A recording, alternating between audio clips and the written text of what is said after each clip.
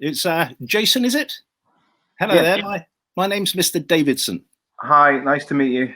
Well, thank you for joining the call today, Jason. Now, it will just be myself conducting this first round of interviews, and then I'll be drawing up a shortlist based on today's candidates. And if successful today, you will receive an invite to sit the online prison officer selection test. And if successful there, you'll proceed to the next step. All right? Yeah, sounds good. Okay, now quite simply, I just have a checklist of questions that I ask all the candidates. So if you're ready. Yes, fire away. Great. Now, firstly, why did you apply for the post? Why do you want to be a prison officer? Well, to be honest, Mr. Davidson, I'm looking for a fresh start, so to speak. And I think this could be the perfect job for me. I see, right. And you say you're looking for a fresh start. May I ask why? I noticed from my notes that your last job, you were a police community support officer, and you state your reason for leaving as community policing wasn't for me. Can you tell me a little bit about that? Yeah. Really nasty experience. Actually, I think I have PTSD now. Oh dear. I'm so sorry to hear that. Why do you think becoming a prison officer would be a better choice? Yeah, really nasty experience. It's a shame, really, because when I got the job, I was really pleased with myself. Well, I'm sure you were. I mean, it is a fantastic opportunity to be a part of the community. I mean, to be honest, I just wanted to wear the uniform. You know, I felt really important, you know, walking out in my protective, high visibility body armor vest. I felt like someone who should be taken notice of, someone with authority. Right, I see.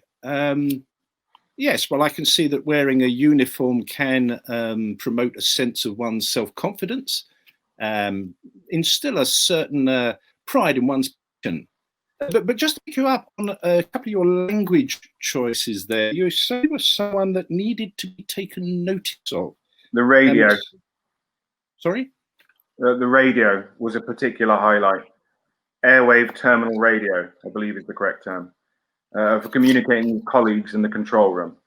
I really loved using that, doing the whole talking into it with one shoulder raised and your head bending down to one side.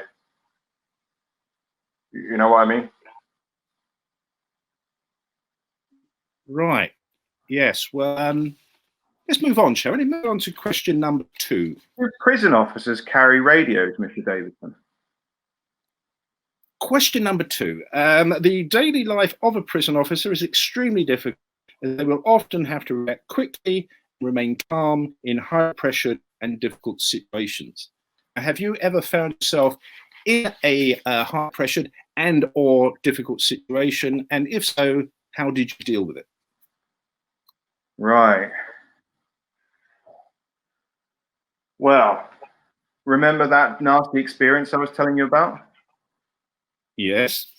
Well, right there, one of the most high pressure and or difficult situations I've ever been in. And would you care to elaborate? That is, if you don't find it too upsetting, Jason? Oh, thank you, Mr. Davidson. I think I'll be all right. Okay. There was aggravation on the Birchill estate. We, the Pcsos, were to keep a high profile down there so we could work within an SNT. That's a safer neighborhood team, Mr. Davidson. Yes, thank you, Jason. I'm well aware of what an SNT is. We have to patrol the estate. We have to tackle the antisocial behavior that's spreading down there by gathering criminal intelligence on certain individuals and supporting frontline policing. I'm thinking, no way, man. I'm not going down there. You know the place I'm talking about? Yeah, that's suicide. You know what they think of Pcsos? Plastic policemen. They think we're a joke. They ignore us. Look, sorry to cut across you, Jason. Could you just get to the part where you found yourself high pressured and or difficult situation? Yeah. Getting there. So anyway, off we go down to the front line, so to speak. Well, all hell let loose down there, man. I'm thinking, forget frontline policing, just hang back, look after number one. So there I am, keeping a safe distance behind the angry mob, my incapacitant spray primed and ready to go in one hand, which I had really been itching to use on someone. Incapacitant spray. I didn't think PCSOs were allowed to carry that. Yeah. No, you're right. No, PCSOs are not allowed to. But I managed to get my hands on some because why shouldn't we be able to protect ourselves? Right, Mr. Davidson?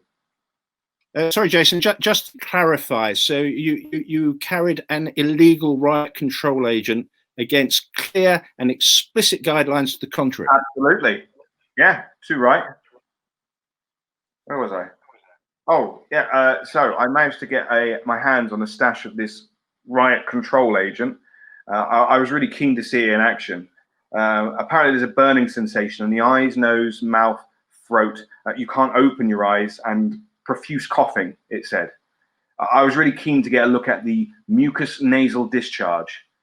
After that, you can't breathe properly. You feel disorientated and therefore incapacitated, I suppose. Pretty cool, eh?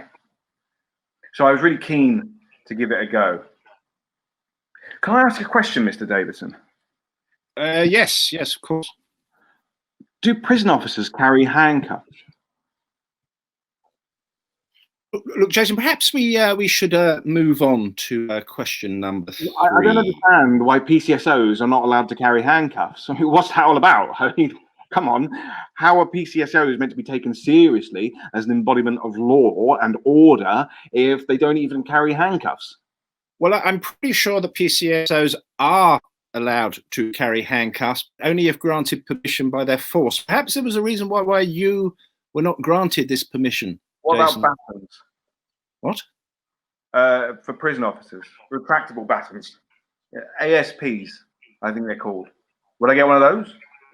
Or leg restraints in absence of the permitted handcuffs? Question number 3. Oh, hang on. I haven't finished explaining my traumatic experience. I was just getting to the high pressure and or difficult situation part. Well, never mind about that now, Jason. We really must move on. Now, question number 3. The angry mob were charging round the corner like a herd of stampeding buffalo. They were bellowing and snorting and coming right at me. Talk about lamb to the slaughter, Mr. Davidson. I thought my chips were up, man. You know what I mean? Well, I can see that was a high-pressured and difficult situation for you, Jason. So tell me, how did you deal with that? Well, I hid under the van, didn't I? You hid under the van? I mean, it probably saved my life. I positioned myself as centrally beneath the van as I could, out of arm's reach, so to speak. But then, they're on me.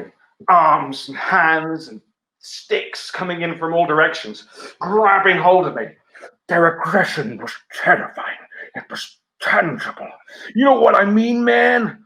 Obviously, I panicked a bit, but you would, wouldn't you? Right. And is that what brought on your PTSD? Do you think the hiding under the van thing?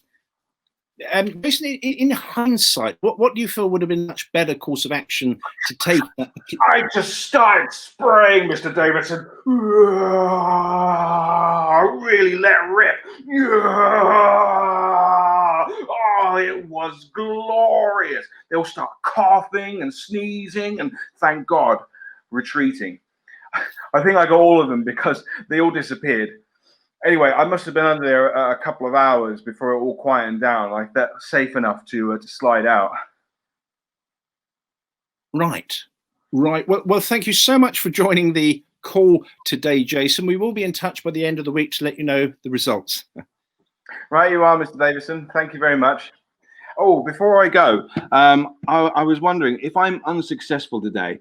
I was thinking about the Territorial Army. Do you know if the TAs are allowed to carry guns? Mr. Davison?